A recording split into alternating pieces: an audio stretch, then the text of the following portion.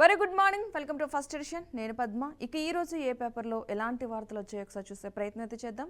ముందుగా ఈనాడు ఆంధ్రాకి సంబంధించి పేపర్లో చూద్దాం ఎలాంటి అంశాలు ప్రస్తావితం అయినాయో.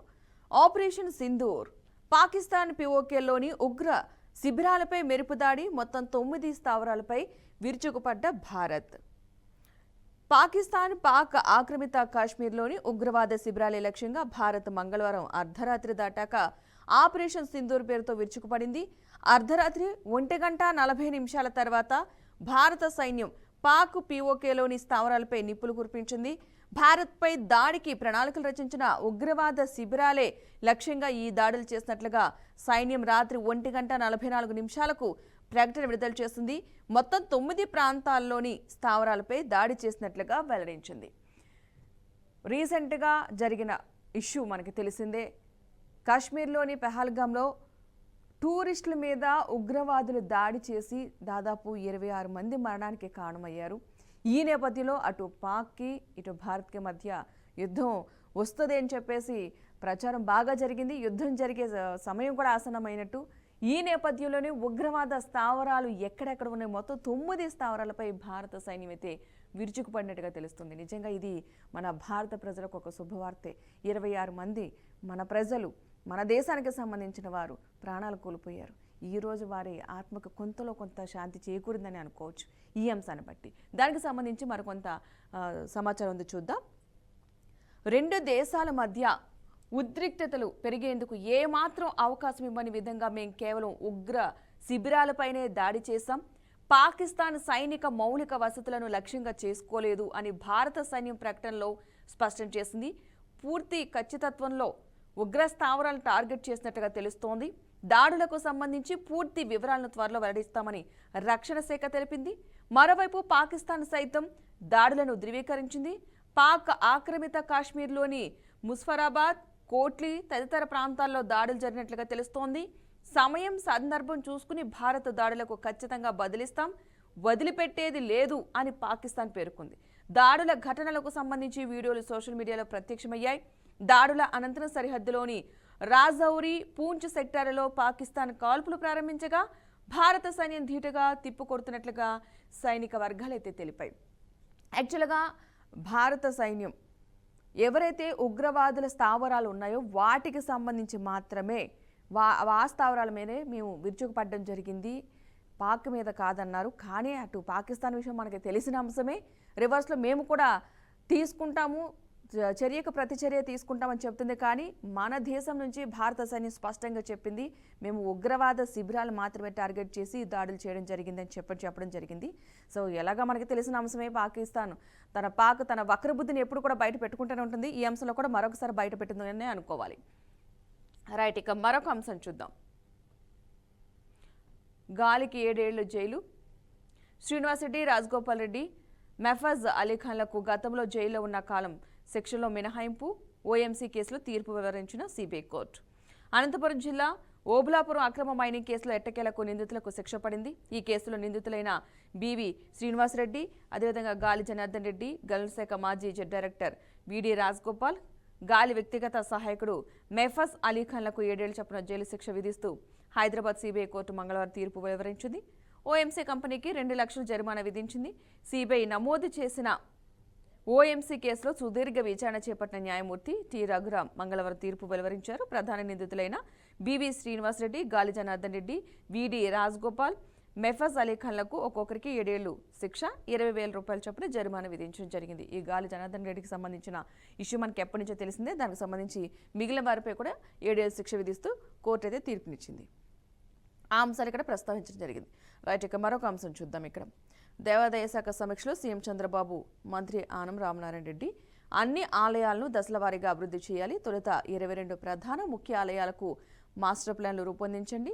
ఇవి టెంపుల్ టూరిజానికి గ్రోత్ ఇంజిన్ అయ్యేలా ఉండాలి. ఏపీ సీఎం చంద్రబాబు నాయుడు కొన్ని నిర్ణయాలు అయితే తీసుకోవడం జరిగింది. ఏపీకి సంబంధించి కొన్ని దేవాలయాలు ఉన్నాయి, కొన్ని ప్రతిష్టాత్మకమైన దేవాలయాలు ఉన్నాయి. కొన్ని దేవాలయాల్లో మాత్రమే ప్రతిరోజు కూడా అన్నప్రసాదం జరుగుతూ ఉంటుంది, అన్నదాన కార్యక్రమాలు చేస్తూ ఉంటారు. కొన్ని దేవాలయాల్లో లేదు. సో అలా కాకుండా ఏవైతే మెయిన్గా ఉన్నాయో ప్రస్తుతానికి 7 దేవాలయాల్లో మాత్రమే ఇంపార్టెంట్గా అన్నప్రసాద వితరణ జరుగుతుంది. మిగతా దేవాలయాల్లో కూడా కొన్ని వాటిల్లో చేయాల్సిన అవసరం ఉందని చెప్పేసి ఆ దేవాలయాలకు కూడా ఏవైతే కొంచెం దేవాలయాలు మెయిన్ ఉన్నాయో వాటి నుంచి వచ్చే రాబడితోనే ఈ మిగిలిన దేవాలయాల్లో కూడా అన్నప్రసాద వితరణ కార్యక్రమాన్ని చేపట్టాలంటూ కూడా ఒక మంచి నిర్ణయం అయితే తీసుకున్నారు ఏపీ సీఎం చంద్రబాబు. దానికి సంబంధించి కొంచెం వివరణగా ఇక్కడ రాయడం జరిగింది. ఇప్పటివరకు కూడా మొత్తం ఒక 7 ఆలయాలకు సంబంధించి మాత్రమే మెయిన్గా అన్నప్రసాద వితరణ కార్యక్రమాలు అయితే ప్రతిరోజు నిత్య అన్నదాన కార్యక్రమాలు జరుగుతున్నాయి. సో ఇప్పుడు మిగిలిన ఒక 15 ఆలయాలు కూడా గుర్తించడం జరిగింది. మెయిన్ వాటిలో కూడా సేమ్ ఇలా ప్రతిరోజు ఉండాలి. ఫుడ్ విషయంలో జాగ్రత్త తీసుకోవాలి. మన తిరుమల తిరుపతి దేవస్థానం అంశం తీసుకున్నట్లయితే రోజుకొక అంశం బయటపడింది. ఒక లడ్డు ప్రసాదం అన్నారు, అన్నప్రసాదంలో కూడా కల్తీ అంటున్నారు. ప్రతి అంశాన్ని కూడా అలా కాకుండా శుచిగా శుభ్రంగా భక్తులు మెచ్చేలా ఉండాలంటూ కూడా చెప్పడం జరిగింది. ఆ అంశానికి సంబంధించి ఇక్కడ ఉంది.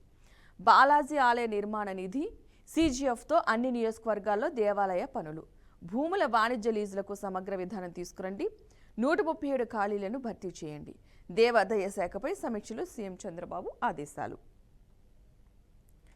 రాష్ట్రంలో 7 ప్రధాన ఆలయాలైన శ్రీశైలం, శ్రీకాళహస్తి, కాణిపాకం, విజయవాడ, దుర్గమ్మ, ద్వారకా, తిరుమల, అన్నవరం, సింహాచలంలో మాత్రమే వచ్చిన భక్తులందరికీ కూడా నిత్య అన్నప్రసాదం అమలు జరుగుతోంది. మనం అనుకున్న 7 ఆలయాల్లో ఇప్పటివరకు చూసుకున్నట్లయితే శ్రీశైలం, శ్రీకాళహస్తి, కాణిపాకం, విజయవాడ అమ్మవారిది, దుర్గమ్మ అమ్మవారిది, ద్వారకా, తిరుమల, అన్నవరం, సింహాచలంలో మాత్రమే. ఇక ఇతర ఆలయాల్లో మిగిలిన ఆలయాల్లో పరిమిత సంఖ్యలో భక్తులకు అన్నప్రసాదం అందిస్తున్నారు. రాబోయే రోజుల్లో మరో 15 ప్రధాన ముఖ్య ఆలయాల్లోని పరిమితి లేని అన్నప్రసాదం అమలు చేయాలి. తిరుమల వెంగమాంబ అన్నప్రసాద తరహాలో ప్రమాణాలు పాటించాలి. రుచి, నాణ్యత, పరిశుభ్రత ఉండేలా చూడాలి. ఆయా ఆలయాల ప్రసాదాల విశిష్టత కొనసాగేలా చూడాలి. నాణ్యత పరీక్షలను ఎప్పటికప్పుడు నిర్వహించండి అని ముఖ్యమంత్రి చంద్రబాబు ఆదేశించారు. సచివాలయంలో మంగళవారం దేవాదాయ మంత్రి ఆనం రామనారాయణ రెడ్డితో కలిసి ఆయన శాఖ అధికారులతో సీఎం సమీక్ష నిర్వహించారు. అన్ని నియోజకవర్గాల్లో కొత్త ఆలయాల నిర్మాణానికి తీదేదే ఏర్పాటు చేస్తున్నట్లు బాలాజీ ఆలయ నిర్మాణ నిధి నుంచి సహాయం తీసుకోవాలని చెప్పడం జరిగింది. మనం అనుకుంటే మిగిలిన దేవాలయాలలో కూడా మిగిలిన ఒక 15 దేవాలయాలను అయితే మెయిన్ దేవాలయాలను గుర్తించడం జరిగింది. వాటిలో కూడా ప్రతిరోజు నిత్య అన్న ప్రసాద వితరణ కార్యక్రమం అయితే చేయాలంటూ కూడా చెప్పడం జరుగుతుంది. అంతేకాకుండా అందులో కూడా చాలా శుచిగా, నాణ్యతగా, రుచిగా ఉండేటట్టుగా చేయండి. ప్రతి ఆలయానికి ప్రసాదాన్ని ఒక ఇంపార్టెంట్ అంటే మన తిరుపతి అంటే మనకు గుర్తొచ్చేది లడ్డు. సో అలా అన్నవరం అంటే అన్నవరం ప్రసాదం సెపరేట్గా మనకు తెలిసిందే. ఇలా ప్రతి ఒక్క ఆలయానికి ఒక్కొక్క ప్రసాదం ఖచ్చితంగా ఉండేటట్టుగా చూడమంటున్నారు. చాలా ఇంపార్టెంట్ ఈ విషయం అని అనుకోవాలి. ఇది భక్తులకు ఒక శుభవార్త లాంటిది. ప్రతి ఆలయంలో కూడా అంటే మిగిలిన మరొక 15 ఆలయాలు గుర్తించి అందులో కూడా ప్రతిరోజు నిత్య అన్న ప్రసాద వితరణ కార్యక్రమం చేస్తున్నారంటే చాలా మంచి విషయం. ప్రతి భక్తులు కూడా ఈ విషయంలో చాలా సంతోషించదగ్గ విషయం. మరొక అంశం చూద్దాం. మద్యం కుంభకోణంలో నిందితుడిగా ధనుంజయ రెడ్డి. నాడు సీఎంఓ కార్యదర్శిగా బాధ్యతల నిర్వహణ Jagan OSD Krishnamohan Reddy, Bharathi cements director Govindappa Balaji కూడా వరుసగా A31, A32, A33గా చేర్చిన సిట్ ఏసీబీ న్యాయస్థానంలో మెమో దాఖలు. వైకాపా హయాంలో జరిగిన వేల కోట్ల మద్యం కుంభకోణంలో కీలక పరిణామం చోటు చేసుకుంది. నాటి సీఎంఓ కార్యదర్శి ధనుంజయ రెడ్డి, జగన్ ఓఎస్టీ కృష్ణమోహన్ రెడ్డి, భారతీ సిమెంట్స్ పూర్తికాలపు డైరెక్టర్ గోవిందప్ప బాలాజీలను ఈ కేసులో నిందితులుగా సిట్ చేర్చింది విజయవాడ ఏసీబీ ప్రత్యేక న్యాయస్థానం. ఇక సిట్ అధికారులు ఈ మేరకు మంగళవారం మెమో అయితే దాఖలు చేశారు. ఇప్పటి వరకు 30 మందిని ఈ కేసులో నిందితులుగా చేర్చడం జరిగింది. తాజాగా సమర్పించిన మెమోలో ధనుంజయ రెడ్డిని A31గా, కృష్ణమోహన్ రెడ్డిని A32గా, గోవిందప్ప బాలాజీని A33గా పేర్కొన్నారు.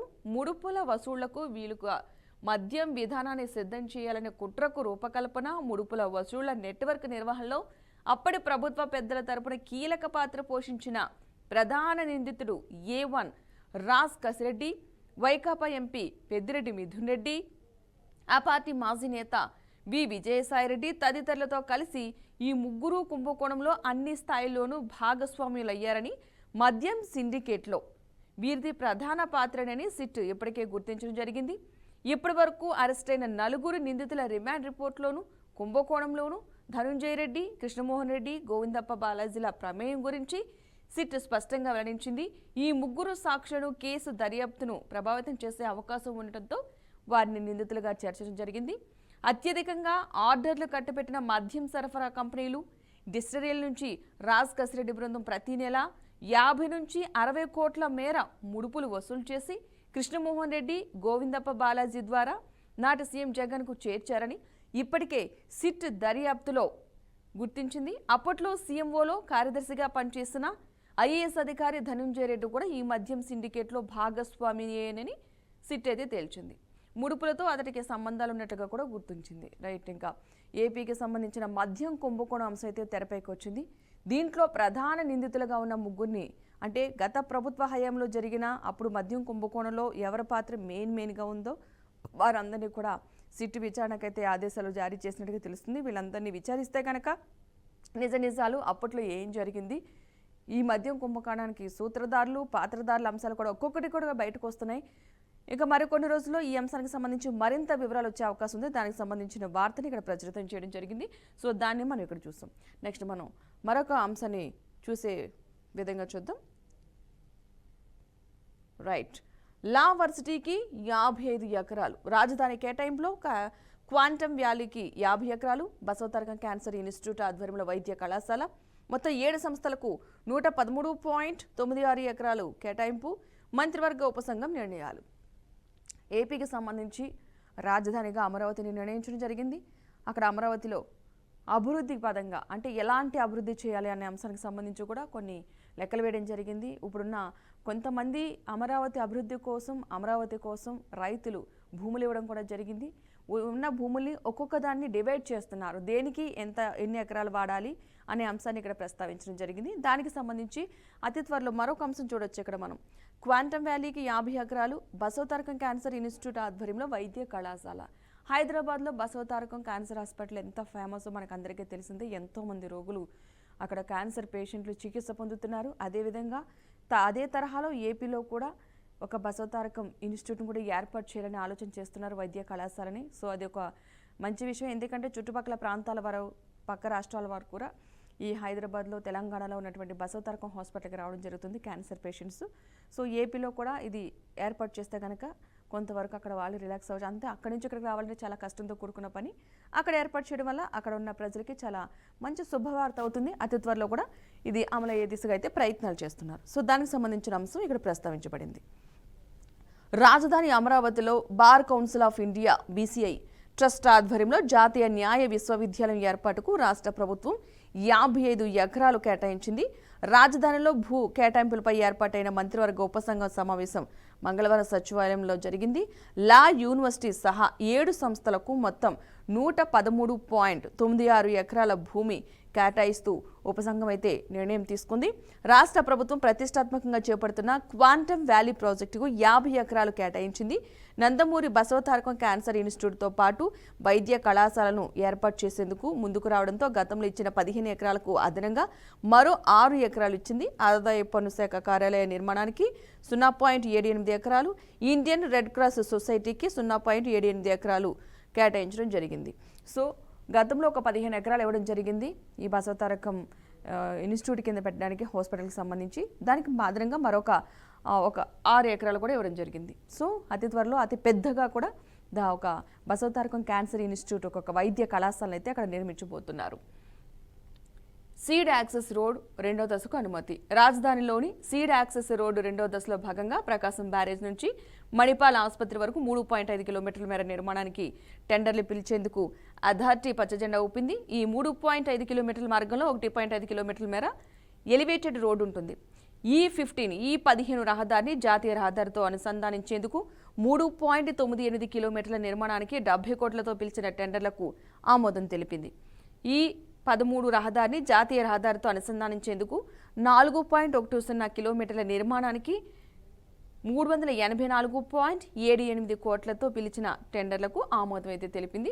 ఆ అంశాన్ని కూడా ఇక్కడ ప్రస్తావించడం జరిగింది. మరొక అంశం చూద్దాం. ఇక్కడ భూమన చెప్పేవి నీతులు, చేసినవి కబ్జాలు.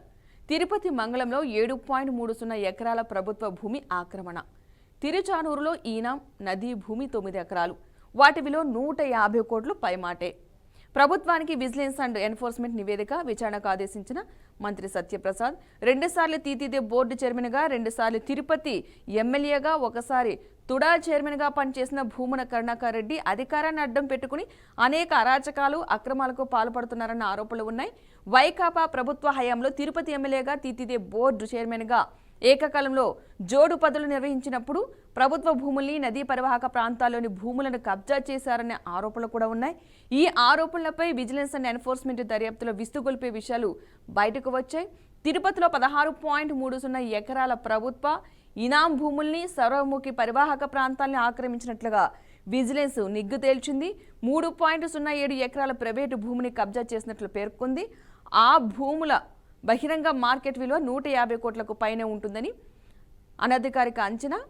ఇక విజిలెన్స్ నివేదిక ఆధారంగా రెవెన్యూ శాఖ మంత్రి అనగాని సత్యప్రసాద్ విచారణకు ఆదేశించారు. గతంలో ఉన్న భూమన కరుణాకర్ రెడ్డి ఆయన హయాంలో ఉన్నటువంటి తుడా చైర్మన్గా పనిచేశారు. భూమన కరుణాకర్ రెడ్డి అధికారాన్ని అడ్డం పెట్టుకుంటే 2 సార్లు టీటీడీ బోర్డు చైర్మన్గా పనిచేసిన టైంలోనే చాలా భూములను సంపాదించారు, కబ్జా చేశారంటూ కూడా అక్కడ ఆరోపణలు వచ్చింది. దానికి సంబంధించి విజిలెన్స్ అధికారులు కూడా ఎంక్వైరీ మొదలు పెట్టడం జరిగింది. వాటి విలువ దాదాపు 150 కోట్లు అంటూ కూడా చెప్పడం జరిగింది. సో ఒక్కొక్క అంశం కూడా బయటకు వస్తున్నాయి. రైట్, ఇక మరొక అంశం చూద్దాం. ఈనాడు తెలంగాణలో ఎలాంటి అంశాలు వచ్చాయో. రైట్, ఇక్కడ కూడా అంతే. ఆపరేషన్ సింధూర్, పాకిస్తాన్ పీఓకేలోని ఉగ్ర శిబిరాలపై మెరుపు దాడి, మొత్తం 9 స్థావరాలపై విరుచుకుపడ్డ భారత్. సేమ్ అంశం మనకి ఇక్కడ ప్రస్తావించడం జరిగింది. మా భారతీయులందరూ కూడా కాస్త గర్వించదగ్గ అంశం. ఉగ్ర స్థావరాలపై మాత్రమే దాడి చేశారు. దాదాపుగా 9 స్థావరాలపై భారత సైన్యం అయితే దాడి చేయడం జరిగింది. మనం ఇది అంతకుముందు కూడా చూసాం. రైట్, ఇక మరొక అంశం చూద్దాం. హామీల అమలుపై చేతులెత్తేసిన కాంగ్రెస్ ప్రభుత్వం. బండి సంజయ్ వ్యాఖ్యలు. రాష్ట్ర ఆర్థిక పరిస్థితి బాగోలేదని, పైసా అప్పు పుట్టడం లేదని ముఖ్యమంత్రి హోదాలో రేవంత్ రెడ్డి చేసిన వ్యాఖ్యలపై కేంద్ర హోంశాఖ సహాయ మంత్రి బండి సంజయ్ స్పందించారు.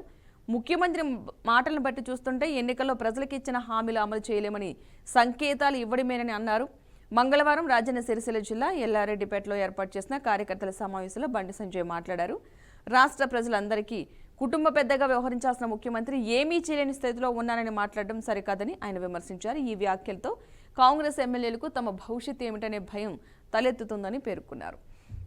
మొన్న తెలంగాణ సీఎం రేవంత్ రెడ్డి కొన్ని వ్యాఖ్యలు చేయడం జరిగింది. ఇప్పుడు ప్రస్తుతం అప్పు పుట్టే పరిస్థితిలో లేదు. ఎవరైనా సరే అంటే ఉద్యోగ సంఘాలు, కార్మిక సంఘాలు సమ్మె చేస్తామంటున్నారు. సమ్మె చేస్తాం వల్ల ఏ పథకం ఆపేసి మీ కోరికలను నెరవేర్చాలి, మీ డిమాండ్లను నెరవేర్చాలని చెప్పి కొన్ని వ్యాఖ్యలు చేయడం జరిగింది. ఆ వ్యాఖ్యలకు సంబంధించి బండి సంజయ్, బీజేపీ నేత, సీనియర్ నేత బండి సంజయ్ అయితే కొన్ని వ్యాఖ్యలు చేశారు. ఒక ముఖ్యమంత్రి అంటే ఒక పెద్ద ఇంటి కుటుంబ పెద్దగా ఉండాల్సిన ఒక వ్యక్తి ఇలాంటి మాటలు మాట్లాడడం వల్ల మిగిలిన వారి పరిస్థితి ఏంటి అంటే ఇచ్చిన హామీలను నెరవేర్చలేమని చెప్పకనే చెబుతున్నారా, లేదంటే ఇప్పుడు ప్రస్తుతం ఆ పార్టీలో ఉన్న ఎమ్మెల్యేల పరిస్థితి ఏంటంటే కూడా కొన్ని క్వశ్చన్లు అయితే ఉత్పన్నం చేశారు. చూద్దాం ఈ అంశం ఇంకా ముందు ఎలాంటి పరిణామాలకు దారితీయబోతుందో.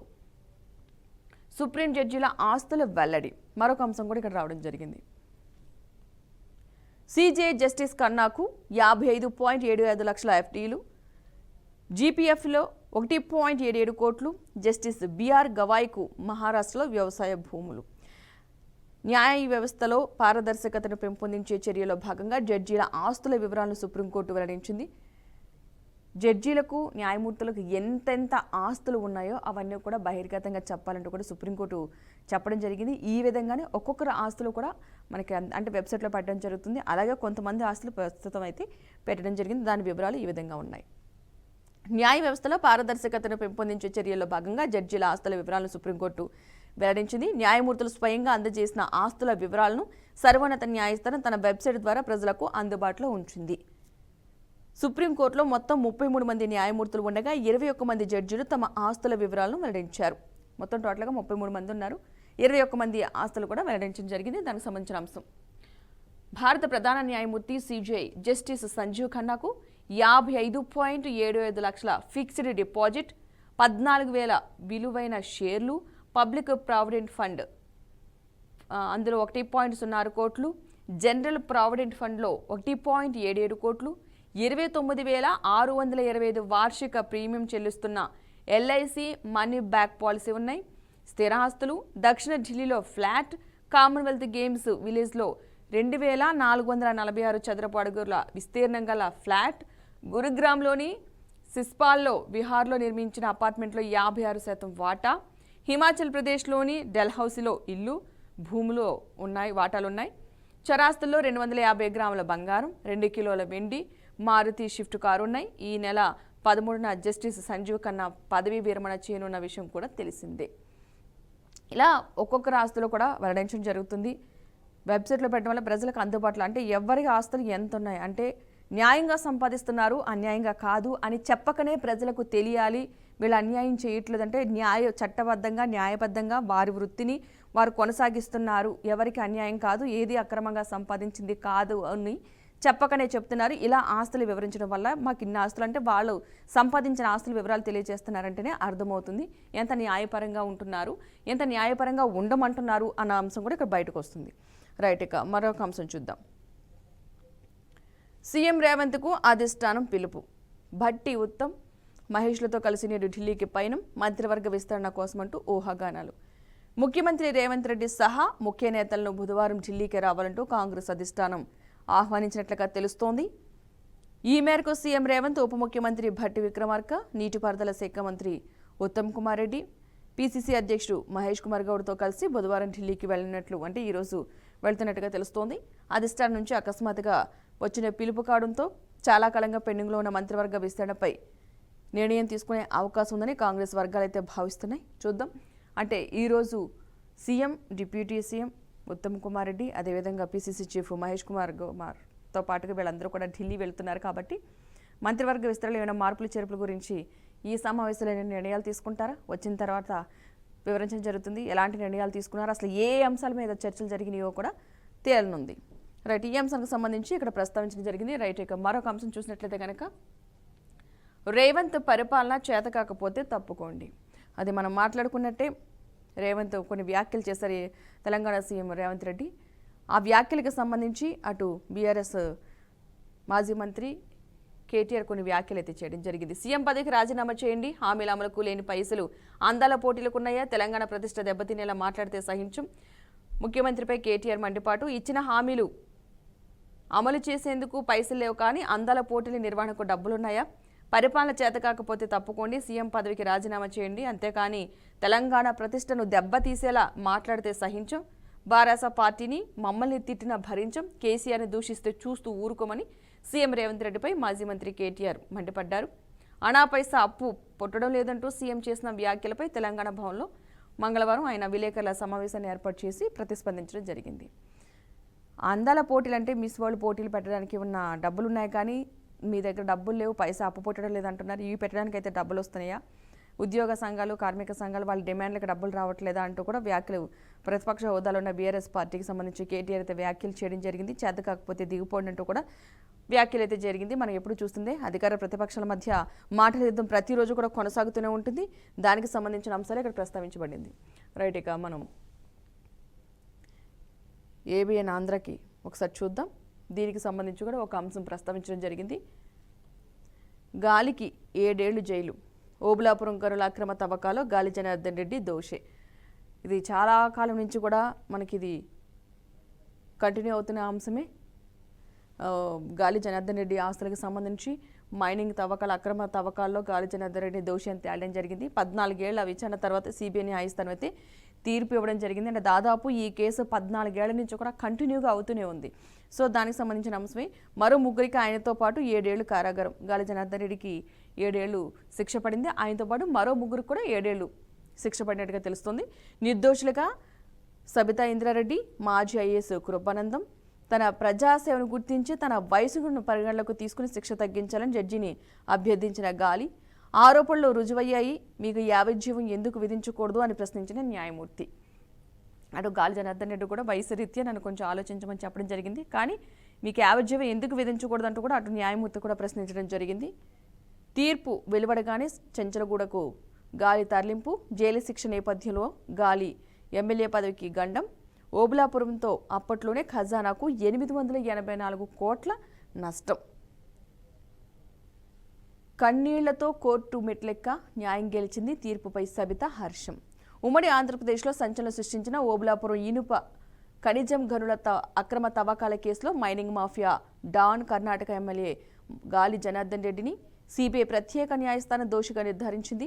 7 ఏళ్లు కారాగార శిక్ష విధించింది. ఆయనతో పాటు ఈ కేసులో నిందితులుగా ఉన్న మరో ముగ్గురికి కూడా 7 ఏళ్ల కారాగార శిక్షను ఖరారు చేసింది. 14 ఏళ్ల సుదీర్ఘ విచారణ అనంతరం సిబిఐ ప్రత్యేక న్యాయస్థానం principal special judge T Raghuram మంగళవారం తీర్పునిచ్చారు. ఆంధ్ర కర్ణాటక సరిహద్దులో అనంతపురం జిల్లా ఓబులాపురంలోని గాలి జనార్దన్ రెడ్డికి చెందిన ఓబులాపురం మైనింగ్ కంపెనీ 2007-2009 మధ్య ఆ కాలంలో యథేచ్ఛగా అక్రమ తవ్వకాలకు పాల్పడిందని ఉమ్మడి ఆంధ్రప్రదేశ్ ప్రభుత్వం కేసులు పెట్టింది. ఐపీసీ 120B నేరపూరిత కుట్ర, 420 మోసం, 409, 468, 471 ఫోర్జరీ, అవినీతి నిరోధక చట్టంలోని సెక్షన్లు 13(2), 13(1)D కింద 2009లోనే కేసు అయితే నమోదైంది. కేసును సిబిఐతో దర్యాప్తు చేయించాలనుకోవడం కూడా జరిగింది. అంటే దాదాపు 14 సంవత్సరాల నుంచి కేసు అలా కంటిన్యూ అవుతూనే ఉంది. ఇప్పుడైతే శిక్ష అయితే ఖరారు అవ్వడం జరిగింది. 7 ఏళ్లు.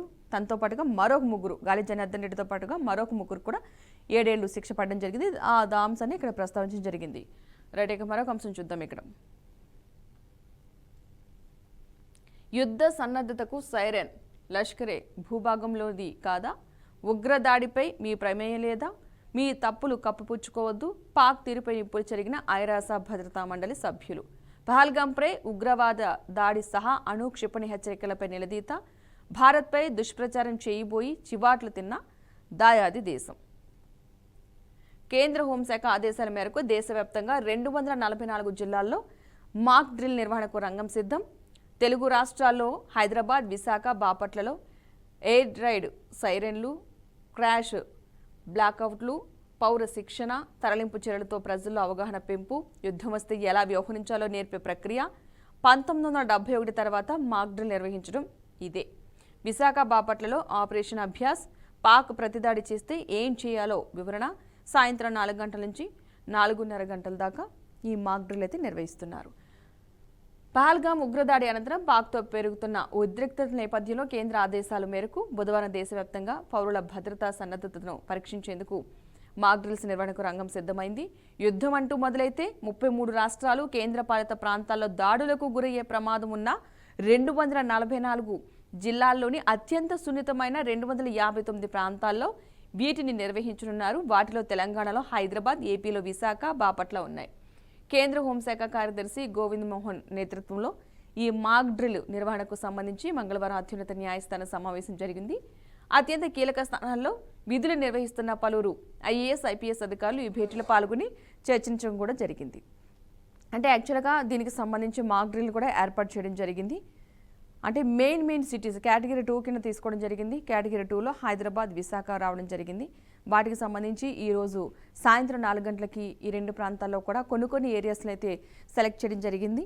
హైదరాబాద్కు సంబంధించి అటు గోల్కొండ, సికింద్రాబాద్ కంటోన్మెంట్, కంచన్బాగ్ ఈ ప్లేసెస్లో సాయంత్రం 4 గంటలకైతే మాక్ డ్రిల్ అయితే ఏర్పాటు చేయడం జరిగిందని చెప్పడం జరిగింది. సో ఆ అంశాన్ని ఇక్కడ ప్రస్తావించడం జరిగింది. ప్రతి ఒక్కరికి కూడా ఈ మాక్ డ్రిల్ అంటే యుద్ధం అంటూ వస్తే ఎలా ఉండాలి, ఎలాగా నిర్ణయాలు తీసుకోవాలి అనే అంశాన్ని ప్రస్తావించడం జరిగింది. దానికి సంబంధించి ఇక్కడ చెప్పడం జరిగింది. రైట్, ఇక సాక్షులు ఎలాంటి అంశాలనే చూసే ప్రయత్నం అయితే చేద్దాం.